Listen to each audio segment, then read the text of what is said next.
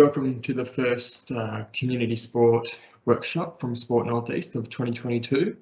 This workshop will be on participation and how your club can increase participation. First of all, I'd like to just make an acknowledgement of country.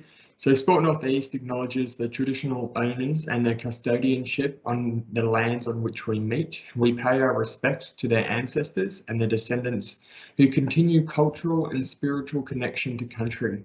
We recognise their valuable contributions to Australian and global society. So just in case you don't know much about Sport Northeast, I'm just going to give a quick introduction as to what we do.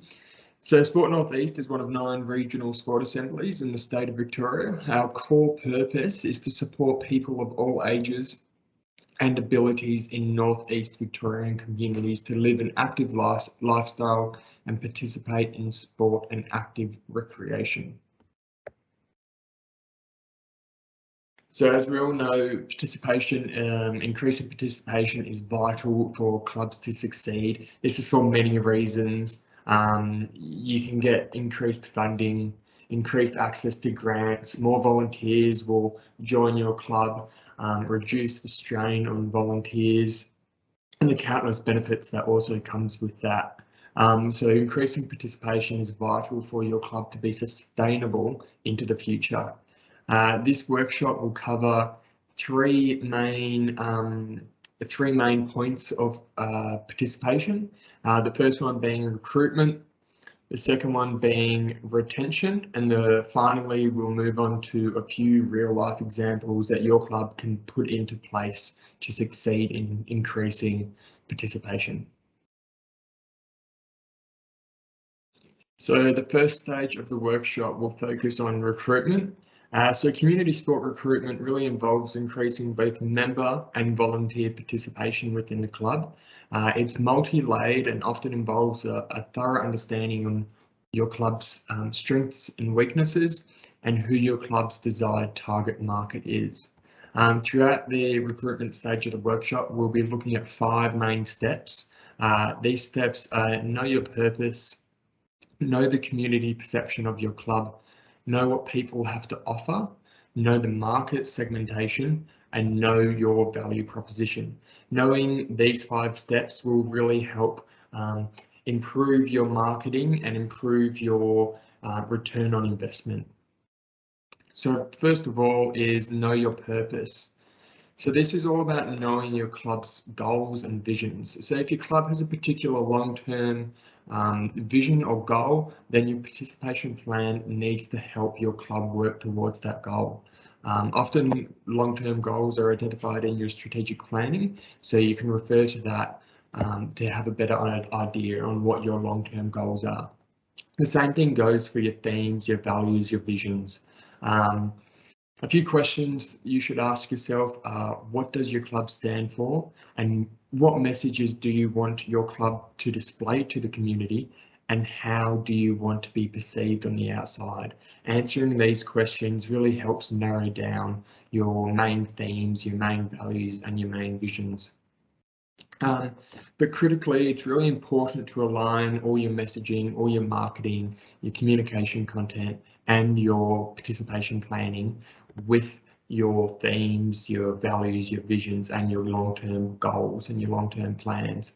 Aligning all these will assist you in things like grant applications, sponsorship proposals, and ultimately it'll help increase the participation at your club.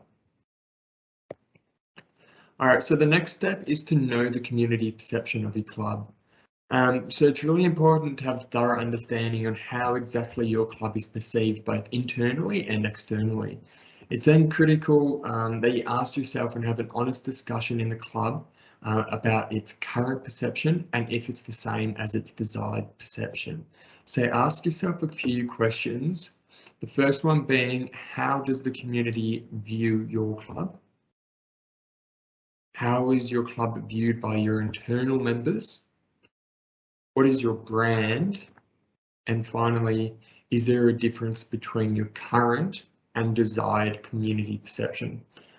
These can be done in various ways. You can have a survey, You can just go around asking different people what they think of the club.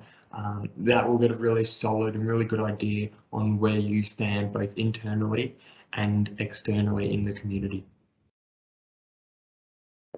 So next up, we have know what people have to offer. So this is taking a look both internally and externally for ideas. So you can look externally, get ideas from your competitors, look at different sports, look at different regions. Don't just have a one-dimensional look at the same sport in the same region. Look across the board, see what people are doing well and incorporate that into your own club. Adjust it accordingly and make it work for yourself.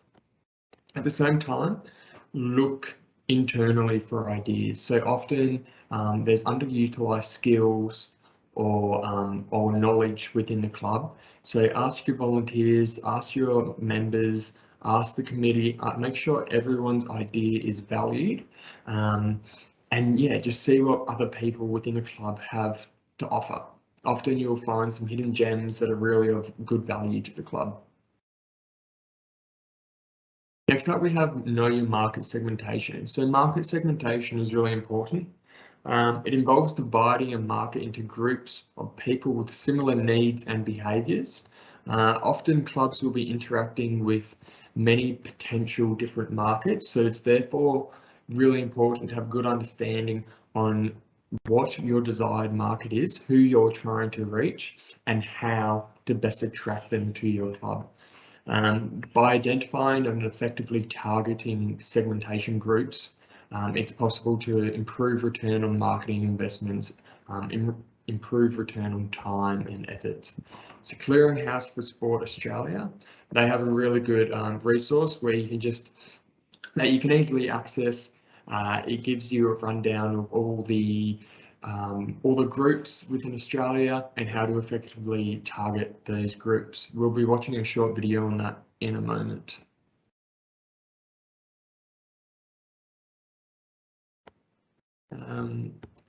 So a few questions you would ask yourself while doing this research is simply just how do preferences for sport differ in each segment that you're trying to target, and how to best engage that target group that you want to bring to your club. In the resource package that you will be provided, it'll have a link and a few other resources to Clearinghouse for Sport Australia website, which gives you a really good rundown on how to effectively target the market that you want. So next up, we just have a short video on what the market segmentation actually is.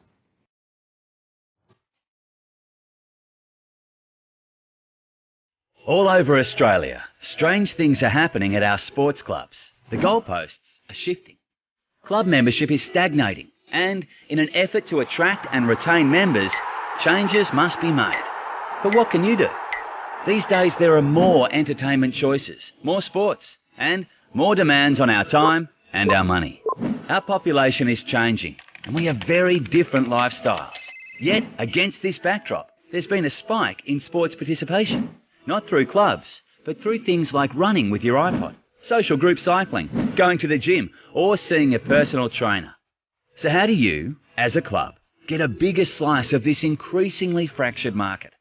To find out what influences people's decisions around club-based sport, the Australian Sports Commission and GfK Blue Moon did some research with both adults and kids. With adults, we found most people fall into 10 basic groups when it comes to sport.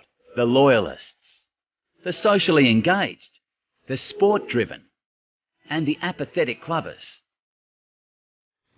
Then there's the sideline sportsters, the club-wary, the ponderers, the self-focused, the sport-indifferent, and the sport-atheists. 40% of non-club members aged 14 to 65 belong to a club at some point. So there's a chance to re-engage with these people on some level. And a quarter of Australians aged 14 to 65 who aren't members of a club have expressed interest in joining one. That's 3.8 million people who potentially want to be part of club sport. So how do you tap into them? Firstly, you need to understand the main concerns adults have with club-based sport. One is inflexible schedules, clubs being too cliquey, leaving people feeling excluded.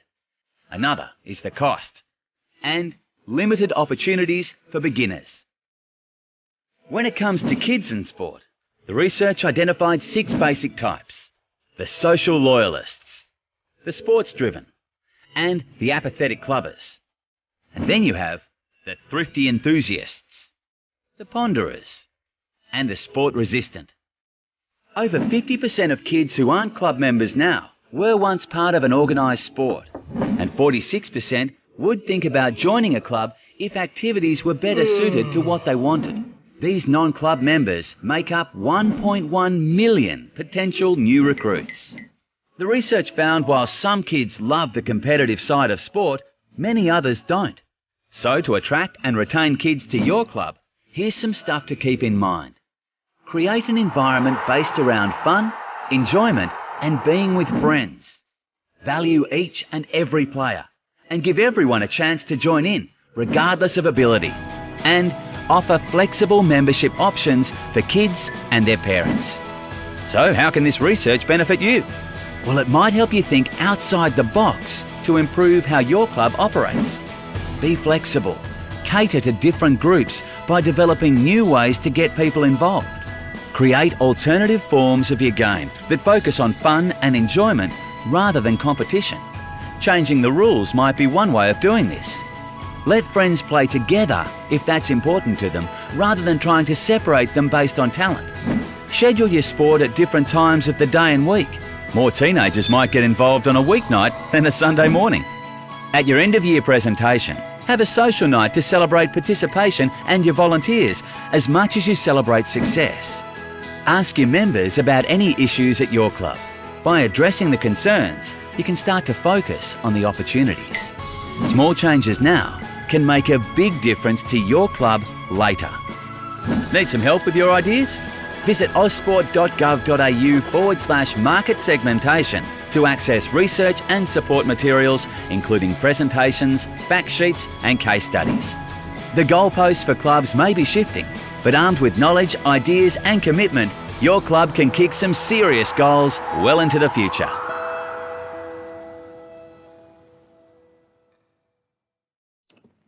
Right, so that video just gave a pretty good rundown on what market segmentation is. And as I said before, we'll provide you with those links and extra resources for you that you can use, and we strongly recommend that you use them.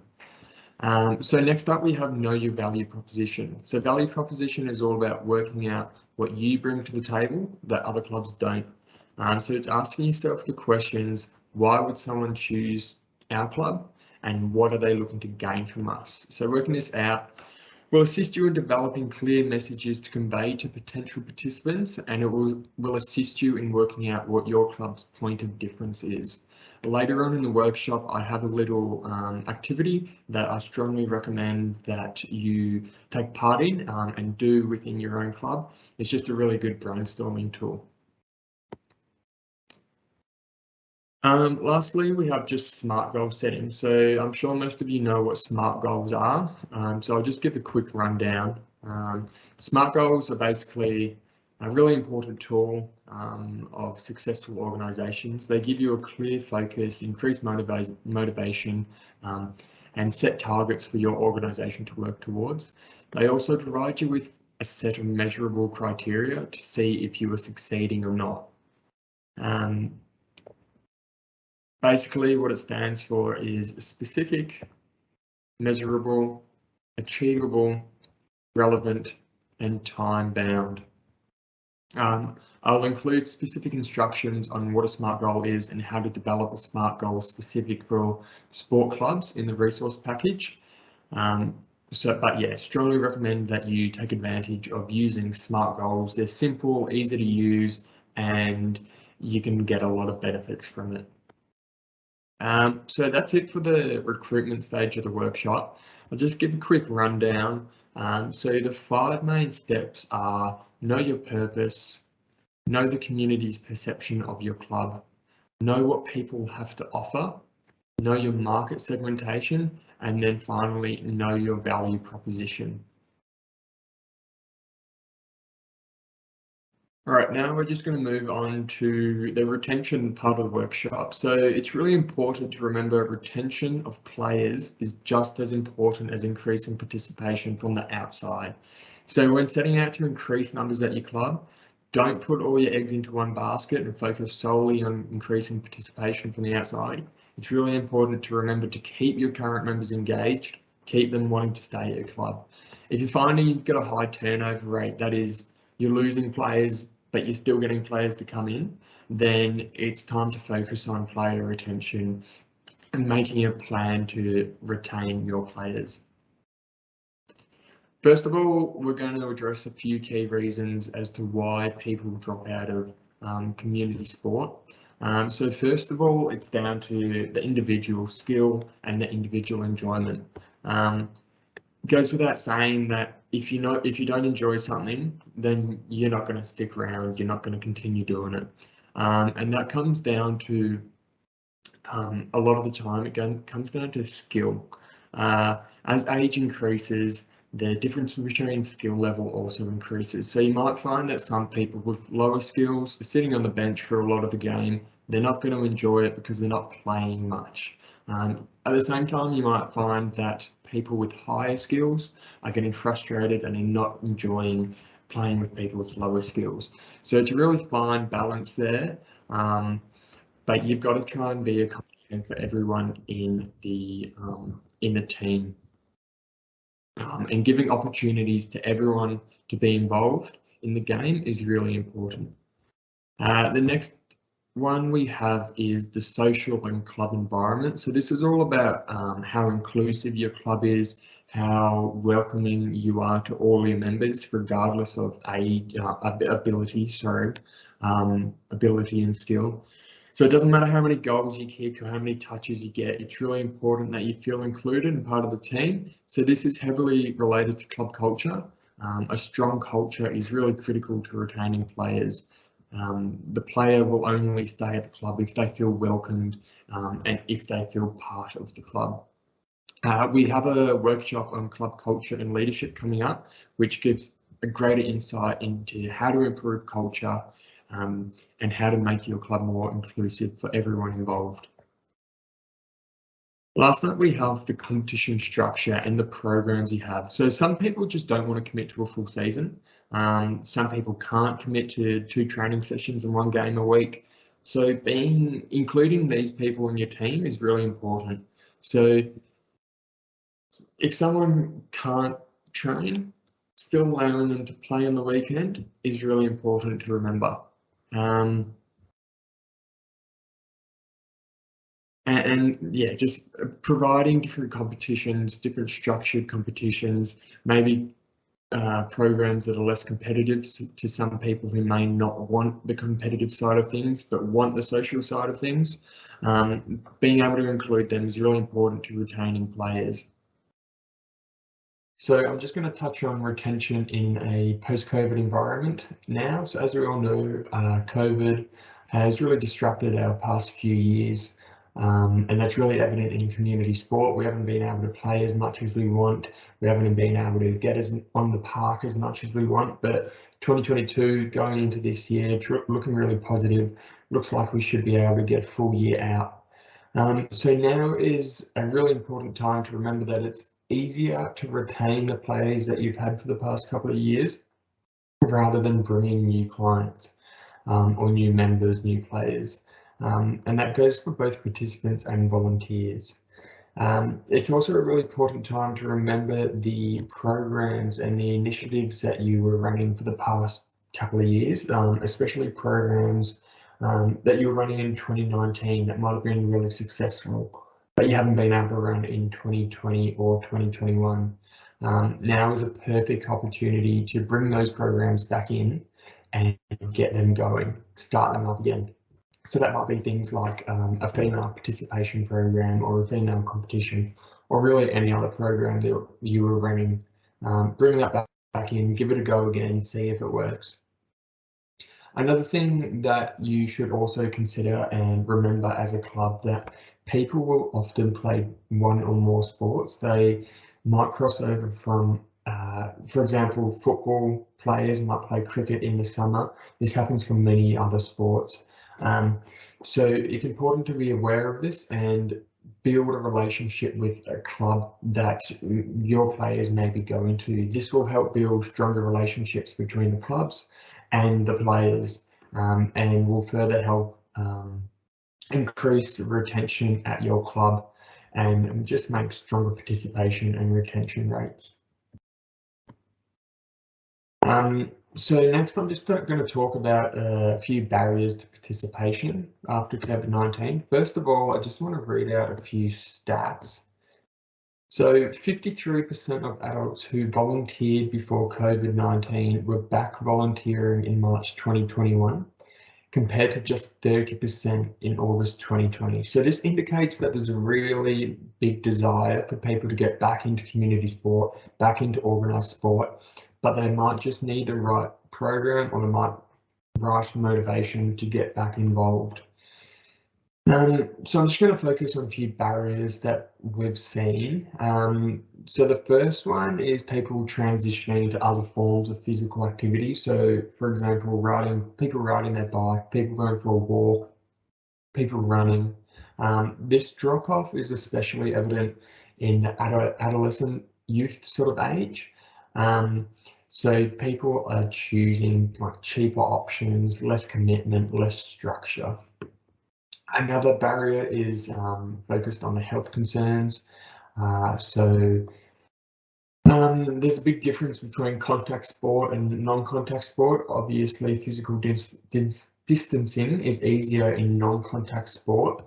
Also, health professionals not wanting to be as involved in the community because they don't want to run the risk of getting COVID and not being able to work. There's also a sensitive topic of some people not wanting to play with unvaccinated people. So that really comes down to a case-by-case situation, and it's quite difficult to deal with that. There's also a cost burden, which I guess is more evident in this post-COVID environment. Mothers especially prioritising their children's sport rather than their own. Some people cannot afford to play two sports. They might need to cut down on one sport, only cut down on the two sports and only play one. So coming to an agreement with people who may be experiencing this in order to minimise the cost burden is really important. Another one is just sport clubs in general, lack of volunteers, lack of club governance, lack of knowledge on how to introduce different programs. We understand it's not easy, but I guess that's a really important thing to note, that you can come to us at Sport North East. We are able to help you out with a few different things, whether it's governance or volunteer issues or wanting to introduce a participation program at your club.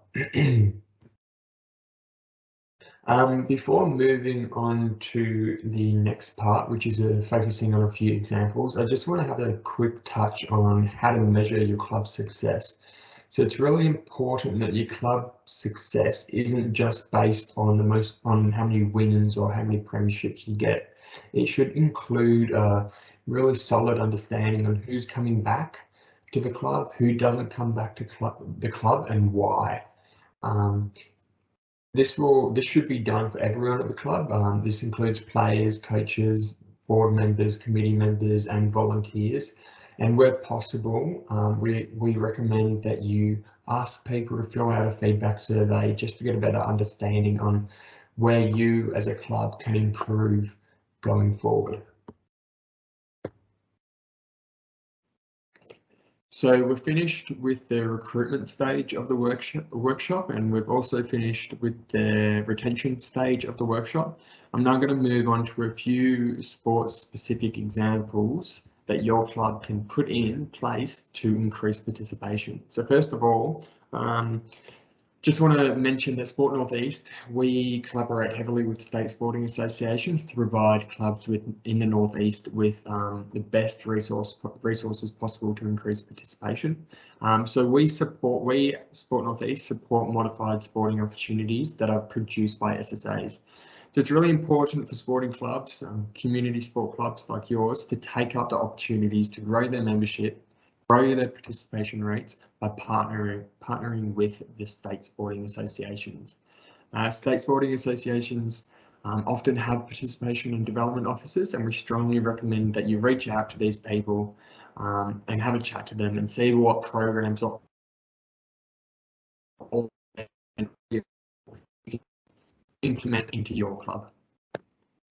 So a few various programs that have already been offered by state sporting associations. So we got a couple from Cycling Victoria and Football Victoria, AFL Victoria, Bowls Victoria. I'm not going to read them out, but these are just an example of a few programs that state sporting associations already have up and running that you are able to introduce into your own club, by partnering with the sporting association.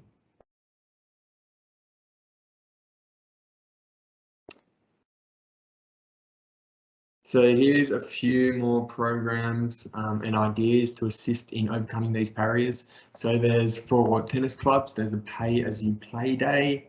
Hockey, there's a six-a-side hockey, and just a football club hosting a kick-to-kick day, getting people down to the club, introducing players who are a bit hesitant about joining a sporting club, introducing these programs to allow these players to come down will help get them a foot in the door and help allow you to help them become full-time members. So just talking about culturally and linguistically diverse groups in Australia, or Victoria specifically. So despite many newly arrived individuals and people from culturally and linguistically diverse backgrounds being involved in sport, there's still a massive gap in the participation rates when compared to the broader population of Victoria. Data released in 2016 showed that people who spoke a language other than English at home were less likely to participate in sport and physical activity than those who did speak English.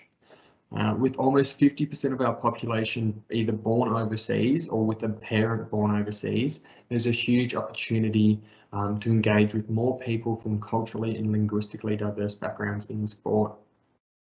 There's a range of actions that sports can take to be more actively inclusive of people with diverse backgrounds, including getting to know and understanding the local community and forming partnerships and providing a welcoming experience for them. So included in the resource package we provide will be a link to the Vic Sport website, where they talk about increasing participation of culturally and linguistically diverse people. There's also further resources on the website. A really good resource for you to increase your knowledge and to encourage people from culturally and linguistically diverse groups to come to your club. So next up, we just have a few different ideas that your club is able to introduce. So first of all, just ask your members to place a club recruiting message on their Facebook page or their social networking pages. You could run a bring a friend open day or a buy one get one free day. Host an introductory evening for potential members.